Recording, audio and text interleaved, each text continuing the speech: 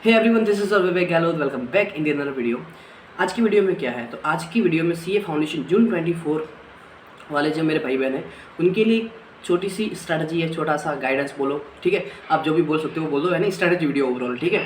तो आपके पास जो 20 से 23 दिन बचे हैं, यानी आज मैं 27 को वीडियो रिकॉर्ड कर रहा हूँ, तो बाकी के जो 20 से 23 दिन बच रहे हैं उसको आपको कैसे अच्छे से यूटिलाइज़ करना है उसके बारे में आपको मैं बताने वाला हूँ। तो बिना किसी देरी के फिर शुरू करते हैं।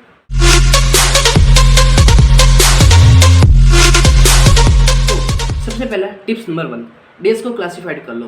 यानी मैं मान रहा हूँ आपके पास 23 दिन है, यानी आज से 23 दिन है, ठीक है।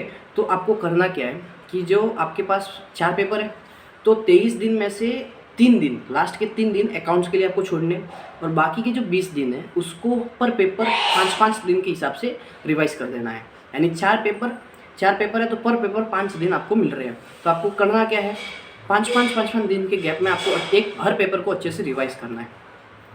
पेपर को रिवाइज करने का पैटर्न क्या रहेगा आपका, पेपर को उल्टा रिवाइज करो। यानी पेपर 4 को सबसे पहले लो, पेपर 3 को लास्ट में, पेपर 3 को उसके बाद, पेपर 2 को उसके बाद, और पेपर 1 यानी अकाउंट्स को उसके बाद।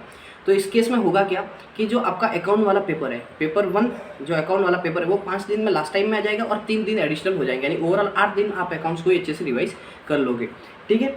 तो आइडियल स्ट्रैटेजी यही है, पहला स्ट्रैटेजी यही है कि आपको 5-5 दिन में हर पेपर को अच्छे से रिवाइज करना है और पेपर को उल्टा रिवाइज करना है। यानी ऐसा नहीं करना कि पहले 5 दिन आपको अकाउंट रिवाइज करना, आपको करना क्या, उल्टा स्टार्ट कर सकते हो, ठीक है।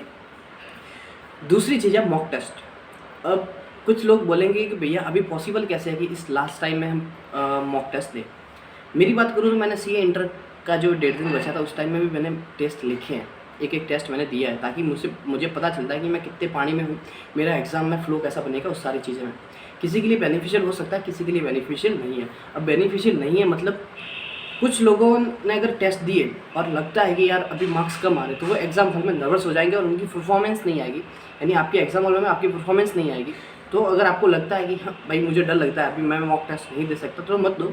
लेकिन जिनको लगता है कि कोई प्रॉब्लम नहीं है, कोई इशू नहीं है, मैं दे सकता हूँ, मार्क्स कम आएंगे तो मेरे मतलब मैं मेंटली ठीक रह सकता हूँ, कोई ऐसा इशू नहीं है, ठीक है, तो आप मॉक टेस्ट दो। एडवाइजेबल मेरी ओर से तो ये है कि मॉक टेस्ट दो ताकि आपको पता चले, एक टेस्ट उठा के दे दो, ठीक है। तो करना क्या है, 5-5 दिन में तो आप वैसे भी क्लासीफाइड कर रहे हो हर पेपर को, तो 4 दिन अच्छे से रिवाइज करो उस पेपर को। आखिरी के 5 दिन आपको क्या करो, जितने भी PYQ है या फिर MTP है, जो भी टेस्ट मिले, एक दिन में 3 टेस्ट 3-3 घंटे के, यानी 9 घंटे तो वैसे भी पढ़ाई आपकी हो रही है, तो 3 टेस्ट दे दो, 2 टेस्ट दे दो, जिससे आपको पता चलेगा कि आपकी मिस्टेक क्या है और आपकी गलतियाँ कहाँ पे हो रही है, ठीक है। दूसरी चीज़ आपको करना क्या है, ये तो हो गया मॉक टेस्ट की बात। अब कुछ लोग होंगे जिनको भाई लग रहा होगा कि भैया पढ़ाई ही नहीं हुई है मेरी, मतलब पढ़ाई बोले तो मैंने यार कुछ किया ही नहीं, कि मतलब ना तो मेरी इतनी, मतलब डाउट कर रहे हो खुद पे कि यार पढ़ाई मेरे से हुई नहीं, मैं पास हो जाऊंगा या नहीं। देखो, बाकी के पिछले टाइम में आपने क्या किया वो आपको पता है, ठीक है। मतलब पढ़ाई थोड़ी बहुत तो करी होगी, 100% नहीं तो 50-60% करी होगी। तो भाई इतना अगर तूने कर रखा है ना, तो एक काम कर, अभी पूरा जोर निकाल दे। कितना कर सकता है, 20 दिन, आखिरी के 20 दिन है, पूरा जोर निकाल दे। एग्ज़ाम देने के बाद सोना ही नहीं, ठीक है। तो पूरा जितने भी तेरी ताकत बन रही है ना, उस हिसाब से तू पूरा अपना जोर ले निकाल, ठीक है। जितनी भी तेरा हार्डवर्क कर सकता है उतना कर और पास होने की कोशिश कर, ठीक है। यानी कहीं ना कहीं जैसे जिन पेपर में डर लग रहा है, जैसे लगता है कि मैथ में डर लग रहा है या लॉ में डर लग रहा है, थोड़ा उस पर फोकस ज़्यादा कर। और लगता है कि कोई अकाउंट्स और इको जैसे पेपर है इजी है, तो मैं उनमें मतलब उनमें पास हो सकता हूँ, और लेकिन मैथ या भैया अकाउंट से डर लग रहा है, तो ABC वाइज पढ़, मतलब ABC कैटेगरी वाइज पढ़ और अच्छे से, मतलब जितना जोर बन सकता है तो निकाल दे। कोई ऑप्शन नहीं है दूसरा कि भैया पढ़ाई ही नहीं हुई, मैंने कुछ नहीं करा। तो आपको करना क्या है, जितना जोर बन सकता है, जितना निकाल सकता है खुद का, ठीक है, बना और बस करे जा। मैंने करना ही कुछ नहीं है, अभी जितना 20 दिन में हार्डवर्क कर सकता है कर ले, ठीक है, क्या पता पास हो जाए। अब मैं मेरी बात करता हूँ, मैं 1.5 महीने में सीए फाउंडेशन मैंने क्लियर किया था 200 पे।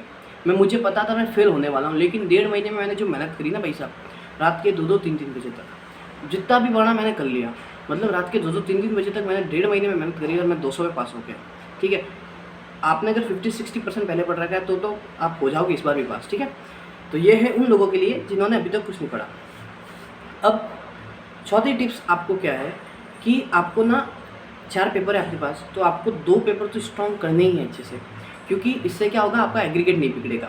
मेरे केस में अकाउंट्स और इको मैंने अच्छे से प्रिपेयर करे थे, जिसकी वजह से मेरे लॉ और मैथ में इतनी दिक्कत नहीं आई। मतलब लॉ और मैथ में पास हो गया, लेकिन अकाउंट और इको में मैंने इतना अच्छे से बनाया ताकि मेरा एग्रीगेट भी नहीं बिगड़ा, यानी 200 में पास हो गया मैं। ठीक है, तो आपको करना क्या है कि 4 पेपर में से कोई भी 2 सूटेबल पेपर आपको अच्छे से प्रिपेयर करना है। किसी को लगता है मेरा मैथ और लॉ अच्छा है तो भाई उसी को तो अच्छे से प्रिपेयर कर, यानी अच्छे से मतलब बाकी को करना ही है, लेकिन उनको अच्छे से प्रिपेयर कर ताकि एग्रीगेट ना बिगड़े। कम से कम 55 प्लस लाने की पेपर उन पेपर में कोशिश करो। 55 प्लस अगर आप किसी 2 पेपर में ला रहे हो तो आपका एग्रीगेट बिगड़ने की चांस बहुत कम रहते हैं। ठीक है, तो आप काम करो, अच्छे से प्रिपेयर करो 2 पेपर को, ताकि आपका एग्रीगेट ना बिगड़े। अब है 5वीं टिप्स। 5वीं टिप्स ये है एग्ज़ाम हॉल टिप्स, यानी एग्ज़ाम हॉल में आपको करना क्या है, आपको कितना लिखना पड़ेगा। देखो, अकाउंट्स का पेपर है, एक्यूरेसी कहीं ना कहीं बिगड़ सकती है, दैट्स ऑल। ठीक है, एक्यूरेसी आपको बिगड़ सकती है, तो अकाउंट्स के पेपर में आपको क्या करना है, जितना अटैम्प्ट कर सकते हो उतना करो। अकाउंट्स की एक खासियत रहती है कि पेपर लेंदी भी होता है और कई बार मोर देन एवरेज भी आता है। तो आपको करना क्या है, आपको जितना अटैम्प्ट कर सकते हो, यानी आपको कम से कम 90 प्लस तो पेपर आपको अटैम्प्ट करके जाना है, ताकि 100 का टारगेट 100 का रखना है, लेकिन 90 प्लस पेपर अटैम्प्ट करने की कोशिश करो। ठीक है, एक्यूरेसी बिगड़ सकती है, लेकिन आपको स्टेप मार्किंग भी मिलता है। मेरे टाइम में मुझे पता है कि एक मैन्युफैक्चरिंग वाला क्वेश्चन आया था जो मैं लास्ट टाइम में लेके गया था, और भाई साहब मैं क्वेश्चन की ऐसी तैसी करके लेके आया था। 20 मार्क्स का क्वेश्चन था, मुझे 13 मार्क्स उसमें मिले।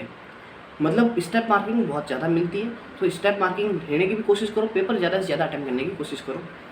ठीक है, लॉ में अच्छे से प्रोविज़न जो कीवर्ड्स है वगैरह वो अच्छे से आपको पुटअप करने हैं ताकि आपका काम ना बिगड़े।